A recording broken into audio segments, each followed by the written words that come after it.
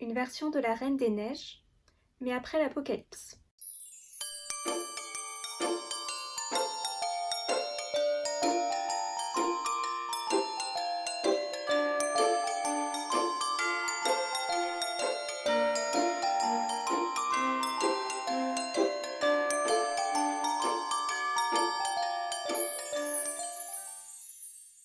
Bonjour amis des livres, c'est la chaîne du Cactus qui lit et aujourd'hui je vais vous parler de Glace de Christine Ferré-Fleury. Glace est un roman dystopique écrit par l'auteure française Christine Ferré-Fleury et qui a été publié chez Scrinéo en 2021. La terre est ravagée, les sols sont devenus stériles, les animaux ont disparu, la pollution sature le ciel. Dans ces conditions, la vie est devenue une lutte. D'autant plus qu'au nord vivent les glacés, bien à l'abri sous leur dôme protecteur. Ils se servent des survivants extérieurs comme des esclaves pour garantir leur vie de privilégiés. Sana n'a pas la chance de faire partie des glacés.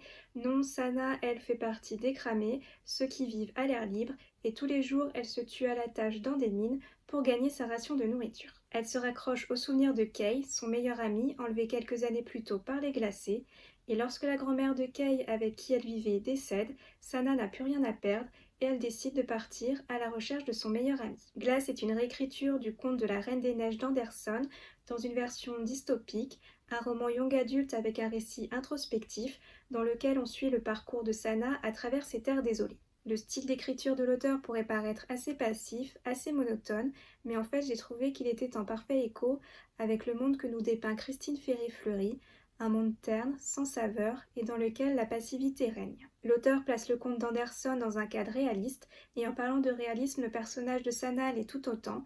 C'est une jeune femme simple, livrée à elle-même, elle ne cherche pas à mener de révolte, elle est juste là pour retrouver son ami. Sur son parcours, elle va rencontrer pas mal de personnages, certains assez perchés, qui au final rappellent bien le style du conte, un peu plus imaginaire donc. J'ai bien aimé le mélange des deux, entre un monde à la réalité déprimante, et à côté de ça, des notes un peu plus enfantines et féeriques. J'ai pas mal accroché avec cet univers qui hélas pourrait bien représenter le nôtre dans quelques années.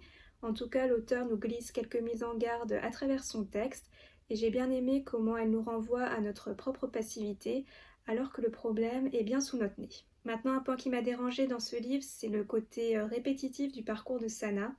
Elle arrive dans un endroit, elle trouve des gens pour l'aider, il se passe quelque chose et au final elle doit partir. Ça devient assez prévisible pour la suite de l'histoire, et puis il y a aussi certaines facilités dans le scénario qui font qu'il y a quand même des grosses coïncidences qui arrivent. Puis la fin, même si le suspense est bien entretenu pour savoir ce qu'il se passe sous ce fameux dôme déglacé, eh bien j'ai été un peu déçue car la fin est précipitée, un peu floue, un peu bâclée.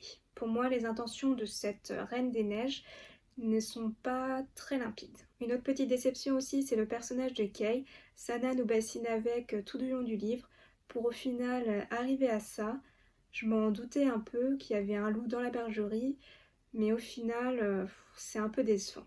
Donc pour conclure, j'ai quand même pas mal apprécié cette lecture, un roman young adulte qui change des autres univers dystopiques. Là, on n'est clairement pas dans l'action, c'est un roman lent, très contemplatif, donc ça ne plaira pas à tout le monde, mais personnellement, j'ai bien aimé cette idée de replacer le conte dans un contexte réaliste. Un monde déprimé et déprimant, avec des messages sur l'écologie assez appréciables. J'ai trouvé que c'était un roman qui poussait à la réflexion et faisait écho à notre présent. Voilà, cette vidéo est terminée, je vous remercie de l'avoir visionnée. Si vous avez lu ce livre, n'hésitez pas à me donner votre avis dans les commentaires, et si je vous ai donné envie de le lire, je vous souhaite une bonne lecture.